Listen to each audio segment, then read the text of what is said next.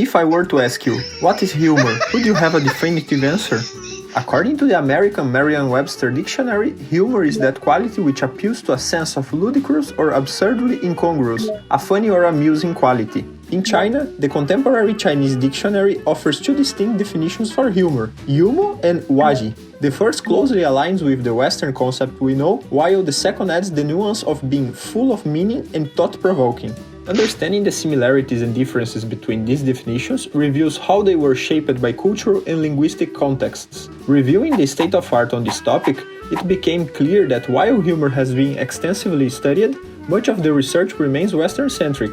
However, with the emergence of comparative humor studies in the second half of the 20th century, new opportunities arose to explore how humor operates across cultures. To better grasp this, we must first take a brief historical look at the humor itself. In the West, humor traces its origins to the Greek chimos, a term popularized by Hippocrates in his theory of the four humors. Later, in the Roman Empire, humorem came to designate a specific temperament. At that time, what was considered humorous was often seen as a phenomenon that disrupted the balance of bodily fluids. It was only in the early modern period that humor began to acquire the meaning we recognize today. According to the Encyclopedia of Humor Studies, the development of culture and the increasing awareness of what was considered amusing was reflected in artistic forms such as theater and literature. The earliest known mention of the word in its modern sense dates back to 1682 in England, but it quickly spread throughout Europe and, with imperial expansion, to overseas colonies such as the United States.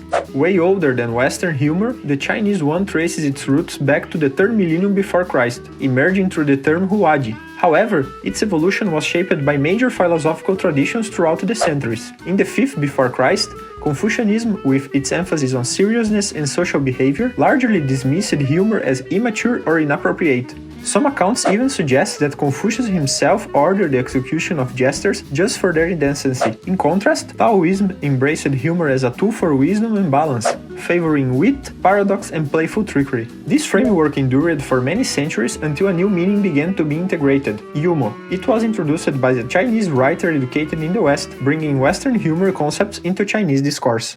To explore cultural differences in humor, we choose two books, Burton Simpson's Guide to Life, representing West humor, and Wang Lanmei, representing East humor. These two books show how humor reflects each culture's view on authority and individuality. To analyze the differences, we choose a common subject in both books, school. Simpson's Guide to Life offers a range of funny and exaggerated treating techniques, such as hiding small notes with arms or the soles of shoes. It even humorously suggests sitting behind someone with big hair to conceal cheating attempts. Over-the-top methods serve as a satire in the school examination system, reflecting the characteristic of Western humor that often expresses criticism through playful rule-breaking. Eastern humor expresses the principle of conquering by yielding. It tends to attempt to deal with problems indirectly rather than directly challenging authority. For instance, the frustration of cheating in exams is shown in Wang Lanmei's shock and annoyance when she discovers there are two versions after copying answers. This creates a sense of real-life absurdity. Unlike Simpson's direct and blatant discussion of cheating, Wang Lanmei's humor emphasizes the sense of helplessness that comes with obeying the rule. We conducted a sentiment analysis of the text in the school section of the two texts, comparing the proportion of the three types of humor: sarcasm, exaggeration, and self-mockery. Results show Burton Simpson's Guide to Life uses sarcasm and exaggeration most, focusing on challenging authority. In Wang Lanmei, self-mockery is most common, showing attempts of rules and poking fun at oneself. These different humor styles reflect cultural views on authority and individuality, offering a unique lens for understanding East-West cultural dynamics.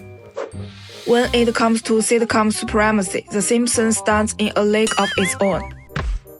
It holds an unrivaled record of longevity, and it dominates the ratings with absolute authority. When it comes to awards, it is simply unstoppable. If these remarkable figures prove that The Simpsons thrives in the West, things are not so easy on the other side of the world. In 2005, the Arabic television network NBC1 gave The Simpsons a ruthless localization. This adaptation was framed as a cross-cultural exchange, but actually it was an extensive exercise in censorship, designed to remove or modify aspects of American culture that might be deemed offensive or confusing.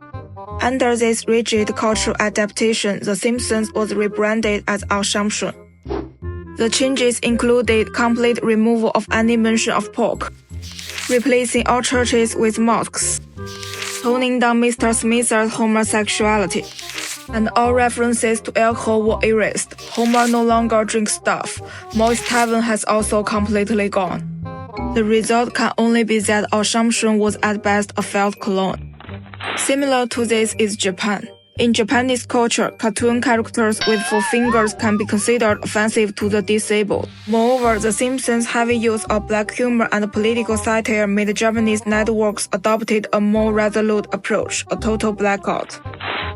So, while The Simpsons in the Arabic-speaking world was met with rejection, in Japan it was met with oblivion. And both cases highlight a fundamental truth.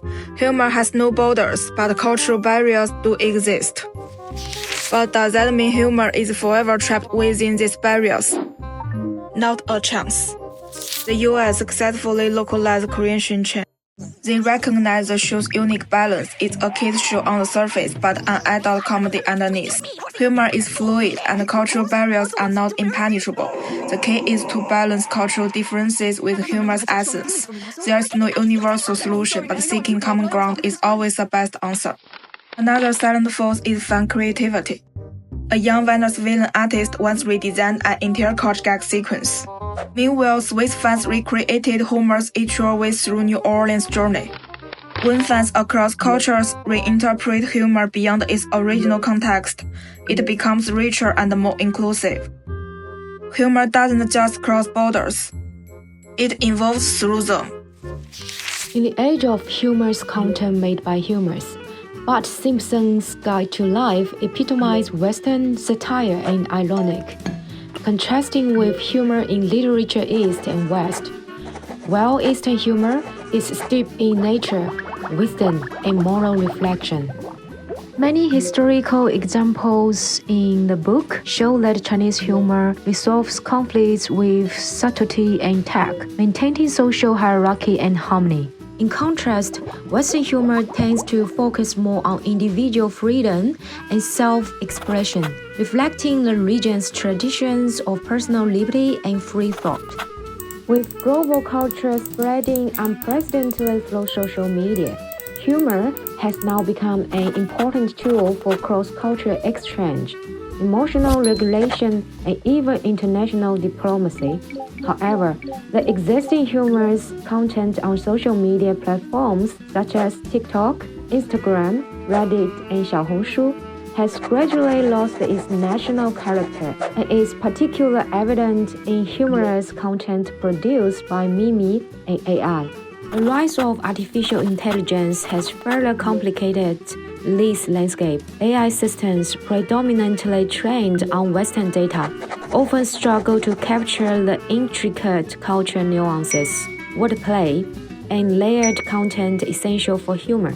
AI-generated humor can perpetuate prejudicial attitudes by normalizing disrespect for stereotypes and promoting them to be expressed in a socially acceptable way.